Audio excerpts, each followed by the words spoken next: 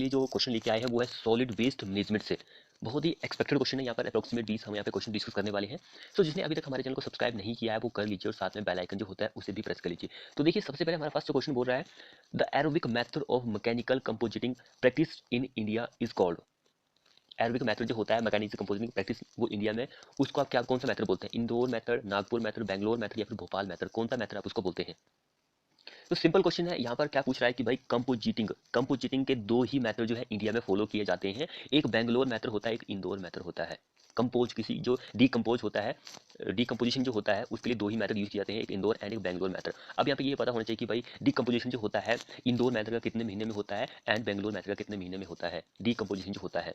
तो very important question है ये। अगर हम यहाँ पे इंदौर मेथड की बात करें तो इंदौर के लिए 2 से 3 महीने लगते हैं डीकम्पोजिशन में, 2 से 3 महीने। अगर आप बेंगलोर मेथड की बात करेंगे तो 5 से 6 महीने लगते हैं। तो एरोबिक के लिए हमारा जो मेथड यूज होता है वो कौन सा होता है? वो होता है इंदौर मेथड। इंदौर मेथड जो होता है एरोबिक के लिए होता है, लेकिन ये जो होता है एन एरोबिक के लिए होता है, अन एरोबिक के लिए होता है, आप ऐसा भी बोल सकते हैं। तो ये भी आप याद रखिए कि कौन सा एरोबिक के लिए कौन सा अन एरोबिक के लिए होता है। दोनों क्वेश्चन इंपॉर्टेंट है। तो फटाफट से क्वेश्चन को वीडियो को शेयर करें अपने दोस्तों के साथ और चैनल को सब्सक्राइब नहीं किया तो कर लीजिए। तो इस क्वेश्चन में हमारा आंसर तो इंदौर मेथड ही रहेगा। अगला क्वेश्चन यहाँ पे देखते हैं the best method of disposal of refuse to ensure complete destruction of pathogenic bacteria is Y. कौन सा मेथड होगा यहाँ पर? कौन सा बेस्ट मेथड होता है? तो बेस्ट मेथड जो होता है वो होता है इनसिनरेशन। ऑप्शन सेकंड हमारा इस क्वेश्चन में आंसर हो जाएगा। अगला क्वेश्चन हम यहाँ पे देखते हैं मैक्सिमम सी एन रेशियो जो होता है municipal solid waste compost is, कितना होता है सी एन रेशियो जो होता है म्यूनिसिपल सॉलिड वेस्ट का कितना होता है?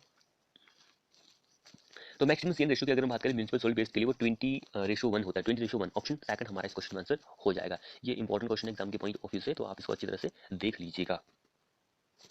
तो अगला क्वेश्चन देखिए as per CPCB how much solid waste is generated per capita per day in large city के लिए। जो बड़ी सिटी होती है वो कितना सॉलिड वेस्ट जो होता है एक आदमी एक दिन में जनरेट करता है। यहाँ पर तीन चीजें सामने आती है कि भाई एक स्मॉल सिटी होती है, एक मीडियम सिटी होती है, एक लार्ज सिटी होती है। तो तीनों के बारे में आपको पता होना चाहिए कि भाई कौन कौन कितना वेस्ट जो होता है प्रोड्यूस कर सकता है।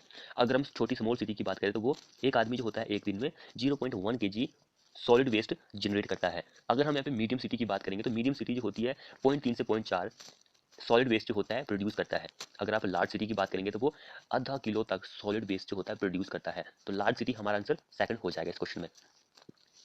ये आपकी प्रैक्टिस के लिए क्वेश्चन मैं करवा रहा हूँ। अगर जिसको नहीं पता है तो उसकी तो यहाँ पे रिवीजन हो रही है, रिवीजन नहीं उसकी स्टडी भी हो रही है, साथ साथ में जिसको पता है उसकी रिवीजन हो रही है। नेक्स्ट क्वेश्चन क्या बोल रहा है कि which one of the following statement is correct. कौन सी स्टेटमेंट जो है वो करेक्ट है? तो यहाँ पे जो अगर स्टेटमेंट की करेक्ट की बात करें हम तो pyrolysis is an endothermic process. Pyrolysis क्या होती है? एक एंडोथर्मिक प्रोसेस होती है which takes place in the absence of oxygen. ये ऑक्सीजन की एब्सेंस में ही काम करती है। ऑप्शन सेकंड करेक्ट है, बाकी ये तीनों जो दी गई है वो गलत है। पायरोलिसिस से एग्जाम में क्वेश्चन भी पूछा गया तो इसके बारे में आपको पता होना जरूरी है। नेक्स्ट क्वेश्चन देखिए हमारे पास पूरा है कि Bangalore and Indore process of compositing are which of the following. कौन सा फॉलोइंग? तो मैंने इसके बारे में आपको बताया था भाई कि बैंगलोर मेथड जो है वो एन एरोबिक प्रोसेस को फॉलो करती है, लेकिन जो इंदौर होती है ये फर्स्ट क्वेश्चन हमने डिस्कस किया है, तो ये आपको पता होना जरूरी है। तो ऑप्शन थर्ड हमारा इस क्वेश्चन में आंसर हो जाएगा। कितने कितने महीने लगते हैं ये भी मैंने आपको वहाँ पे बता दिया था, तो ये भी इंपॉर्टेंट है क्वेश्चन। अब अगला क्वेश्चन देखिए sludge bulking can be controlled by. Sludge bulking जो होती है आपको पता है कि बल्किंग जो होती है साइड में भी आती है।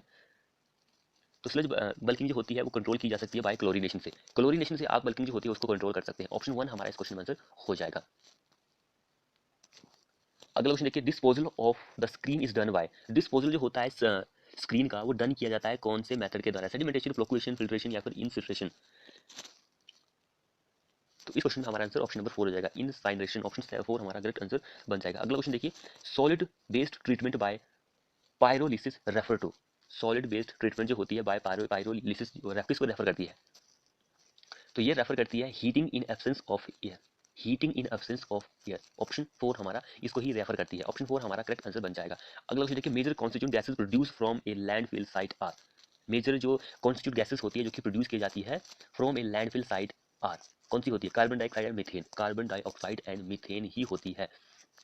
सो जिसने अभी तक हमारे चैनल को सब्सक्राइब नहीं किया है वो कर लीजिए, साथ में बेल आइकन जो होता है उसे भी प्रेस कर लीजिए। नेक्स्ट क्वेश्चन देखिए in solid waste management best utilization is achieve by. Solid waste management जो होता है उसमें बेस्ट यूटिलाइजेशन जो होती है वो अचीव की जाती है बाय किसके द्वारा? रीयूज, रिक्लेमेशन एंड रिसाइकलिंग के द्वारा। ऑप्शन हमारा सेकंड करेक्ट आंसर हो जाएगा। अब अगला क्वेश्चन देखिए in assessing the heating value of municipal solid waste the preferred range of carbon to nitrate CN ratio in waste is. क्या रेशियो होता है? तो वो होता है 36 से 50 ही होता है। ऑप्शन 4 हमारा इस क्वेश्चन में आंसर हो जाएगा।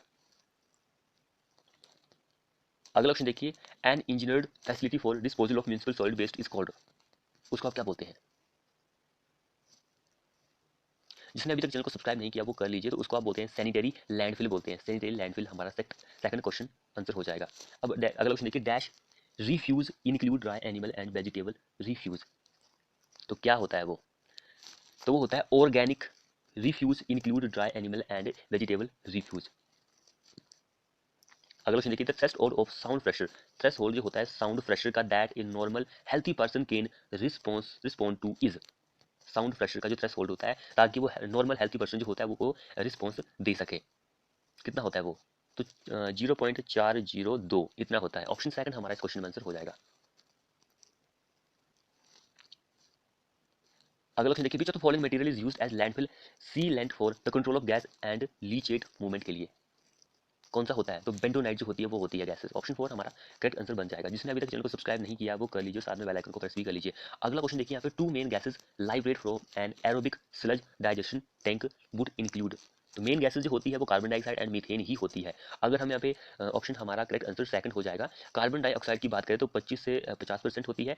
मीथेन की अगर हम यहाँ पे बात करेंगे तो मीथेन 50 से 75% इसका परसेंटेज होता है। ऑप्शन सेकंड हमारा करेक्ट आंसर बन जाएगा। अगला क्वेश्चन देखिए, which of the following statements correct regarding leachate, leachate के अकॉर्डिंग यहाँ पे कौन सी स्टेटमेंट सही दी गई है? तो it is generated in A landfill, it is generated in landfill में ये जनरेट होता है, लीचेट जो होता है। तो फ्रेंड्स ये थे हमारे मोस्ट एक्सपेक्टेड 20 क्वेश्चन। आपको हमारी वीडियो कैसी लगी? वीडियो को अपने दोस्तों के साथ शेयर करें, चैनल को सब्सक्राइब नहीं किया तो कर लीजिए, साथ में बेल आइकन को प्रेस भी कर लीजिए। मिलते हैं ऐसी ही नेक्स्ट वीडियो में।